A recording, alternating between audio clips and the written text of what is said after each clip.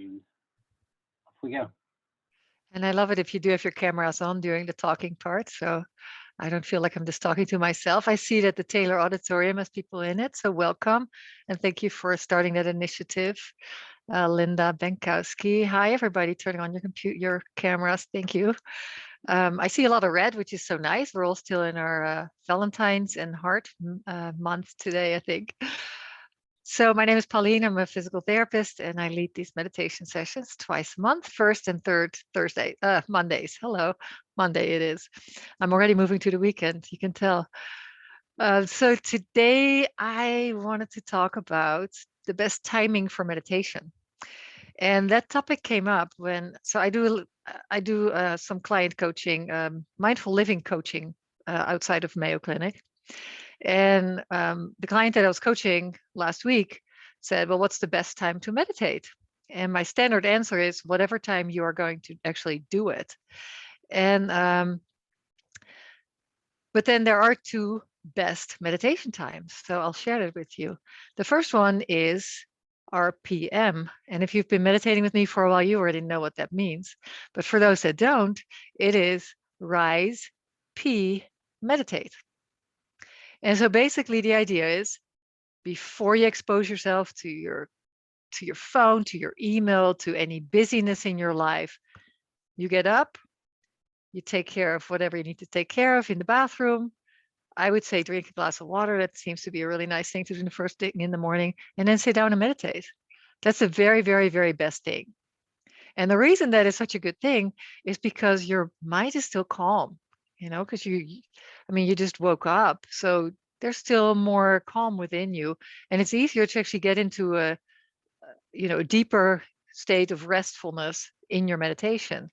The other benefit is it really sets you up for starting your day well. If you've ever gotten up too late, like you slept through your alarm or whatever, you went back to hit the snooze button, but you didn't, you thought you did, and now you wake up late.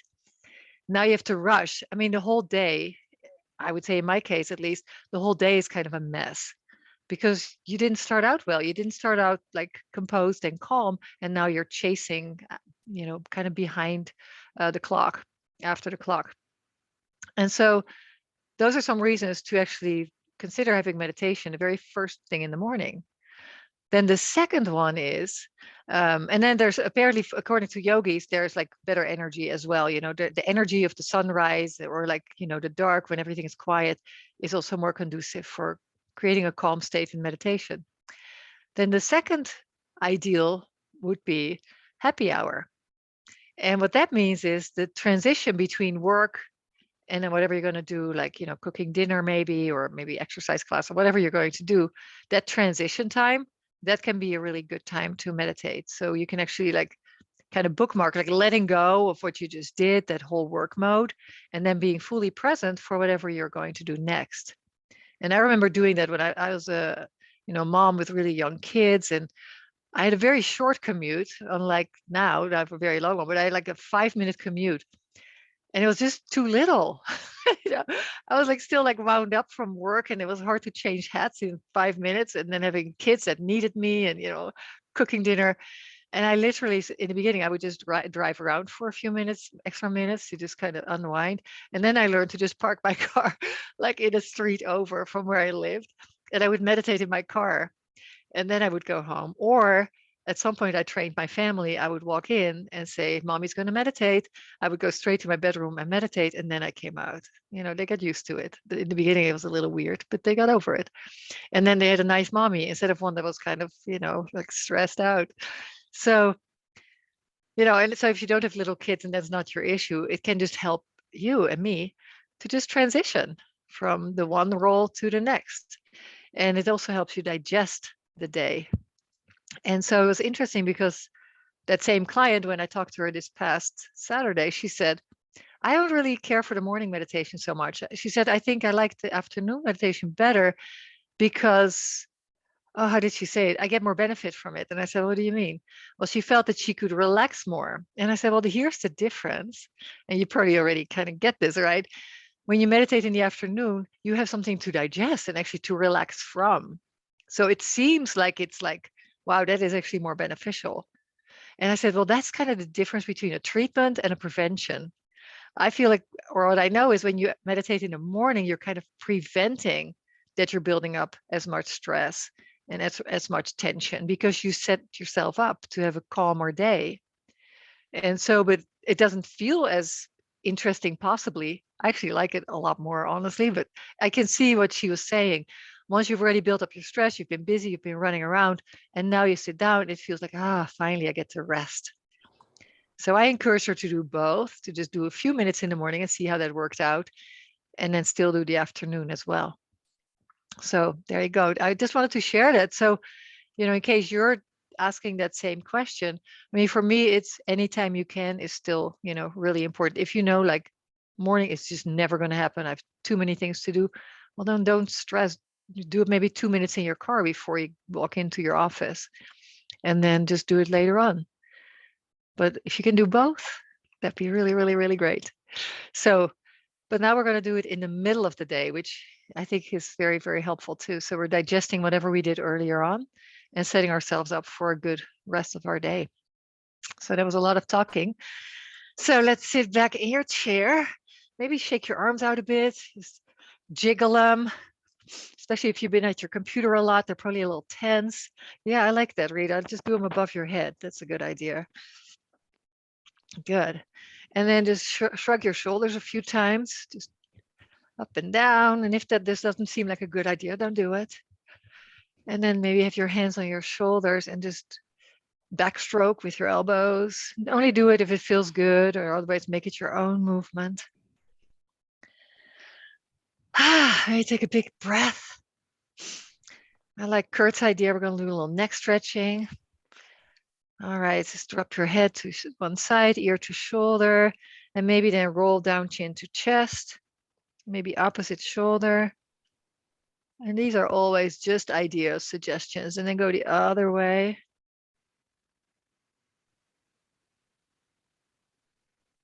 Good. And then just grab with your hands, grab your neck and just give yourself a few squeezes of your neck muscles. Those muscles will always tell you how you're doing. If you're asking yourself, how am I doing? You just grab these muscles and you'll know how you're doing. Typically, they can get a little tight when we're stressed out. We've been sitting at the computer a long time. All right. All right, are you ready? Let's sit back comfortably. Maybe if you feel like you want to turn your camera off when we meditate, it's a-okay. Of course, I'll keep mine on. And now allow your eyes to close if that's comfortable for you, or gaze down at the floor. If you have your eyes closed, I invite you to lift your gaze a little bit. So your eyes are closed, but with your closed eyes, you pretend that you're looking either straight ahead or even slightly upwards to a point a few inches in front of the point between your eyebrows. So if you think about the point between the eyebrows, think of a spot that's a few inches in front of that. And like with your eyes closed, you're looking at that. It can help you with staying alert and focused. Remember to have dignified posture. What that means is that the spine is nice and long, stable pelvis, the spine growing out of that stable pelvis, the top of the head reaching to the ceiling, and the chin very lightly tucked, so we have a nice long neck. And all that with minimal effort. Shoulders relaxing away from the ears. And if you joined later and your audio might be on, make sure you double check.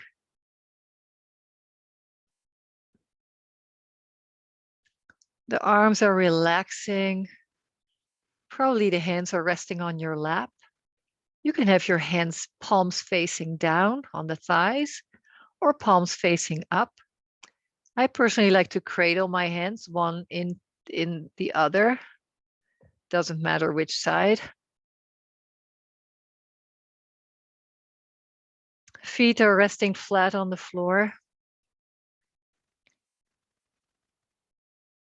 And for a moment, become aware of all the contact points of your body with the floor and with your chair.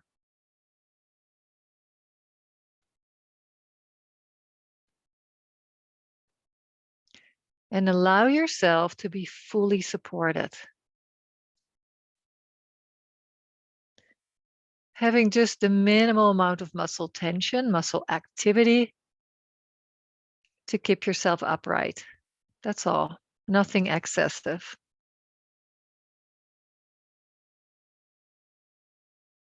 And adopting an attitude of ease, an attitude of kindness to ourselves, even an attitude of curiosity, as we're going to explore just some subtle sensations.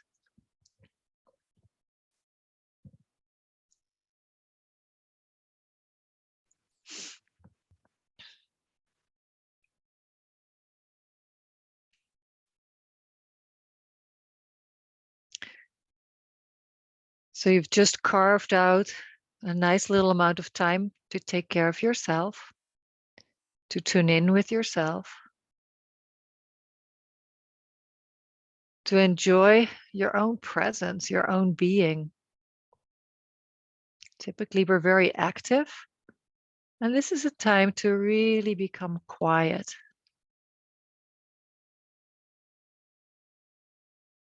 With the body stable, with our dignified posture, with our gaze slightly lifted. Become aware of the gentle rhythm of the breath as it's moving in and out, ideally through our nostrils.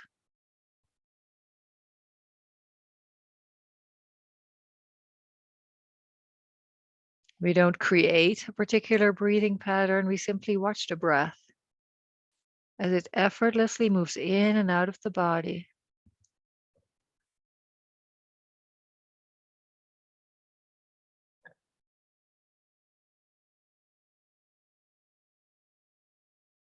Allow yourself to be just charmed and entertained by the very gentle rhythm of the breath, moving into the body, moving out of the body.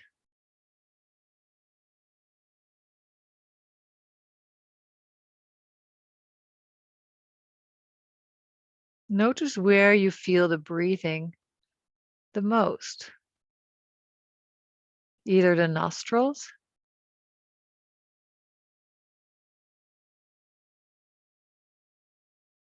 or the torso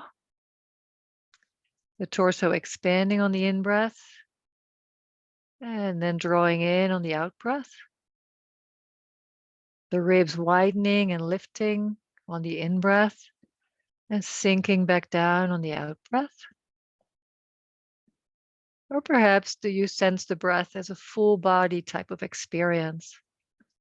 Either way is fine.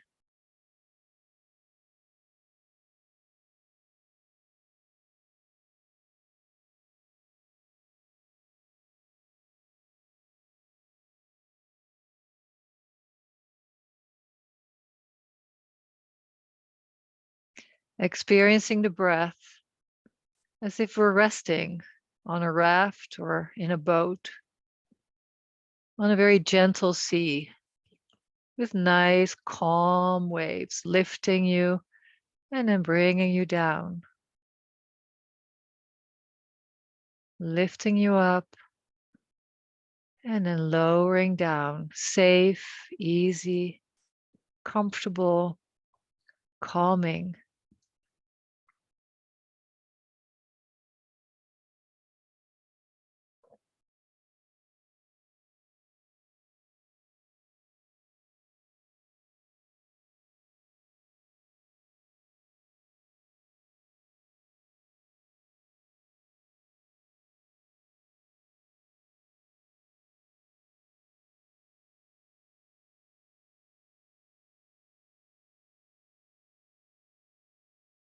Now the breath, sometimes when we pay attention to it, will change a bit in rhythm. Maybe there's a longer in-breath suddenly or a longer out-breath. And bring that curious an open, non-judgmental attitude to that. Simply observe that.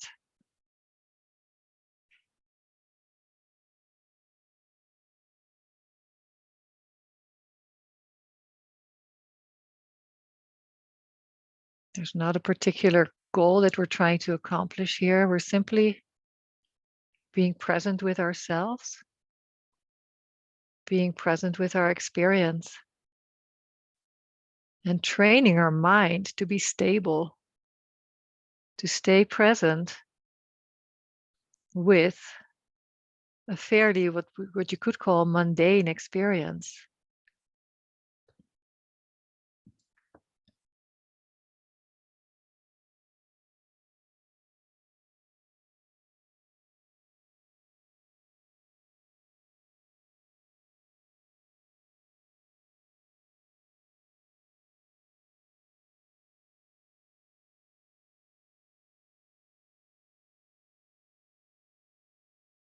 Simply resting and observing the breath.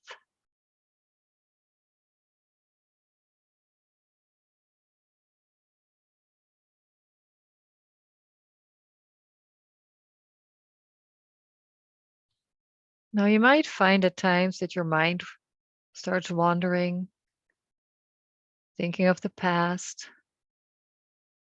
thinking of the future, planning, or just taking off on some separate adventure, some fantasies. And when you notice that, continuing with the attitude of non-judgment and kindness,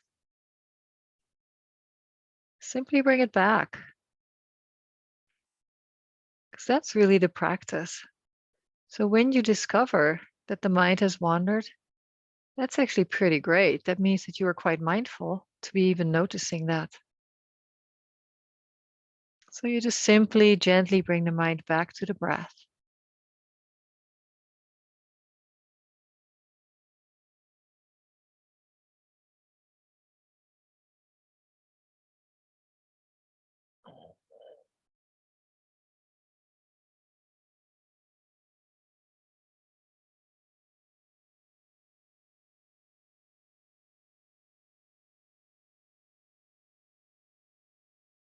And at no point do we try and actually stop our thinking, because that's not really possible.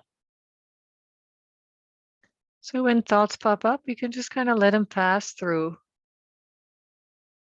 And the image that I typically have with that is like a little cloud just covering the sun for a moment, but we stay focused on the sun. Just allow it to pass by and move past our awareness and then letting it go, not following it.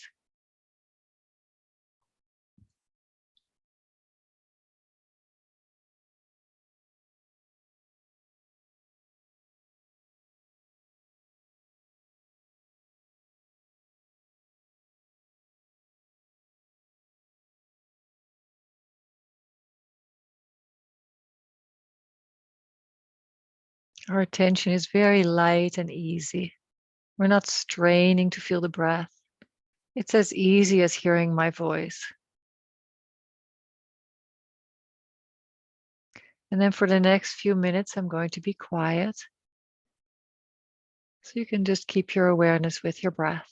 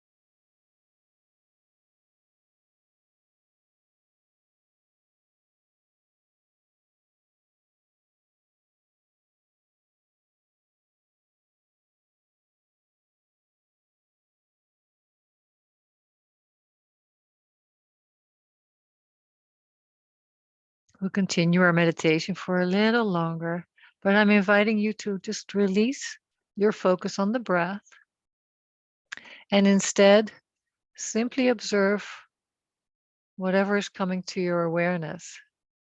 It might be a sound, it might be a thought. And you're staying aware of what it is that is drawing your attention, but you don't take off with it. You stay very mindful of your mind activity, your awareness activity. A sound, a thought, an idea, a feeling. Just notice how your mind might shift between all those.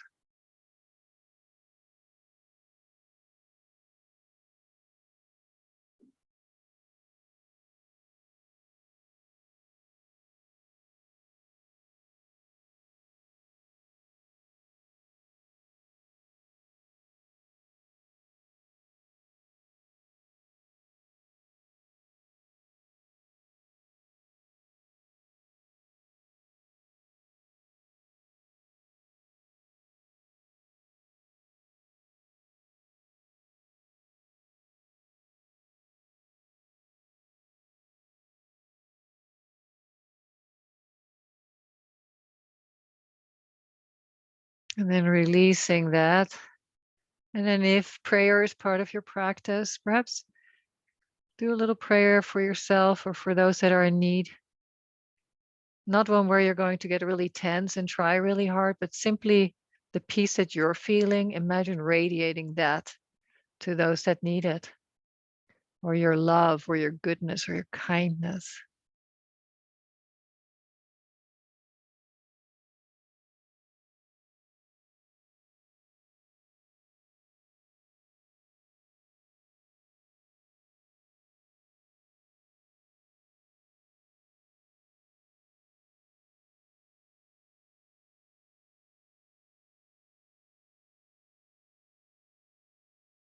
And when that feels complete, take a longer breath in and a complete breath out, and rub your hands together vigorously until they're nice and warm. And since it's heart month, let's place those hands on your heart, unless you want to put them somewhere else where you need a little TLC. But otherwise, place one over the center of your chest and the other hand on top of it. Just giving yourself a hug, a little self-compassion, self-love. Notice how you feel right now. Notice your state of mind, state of your body, and the state of your heart.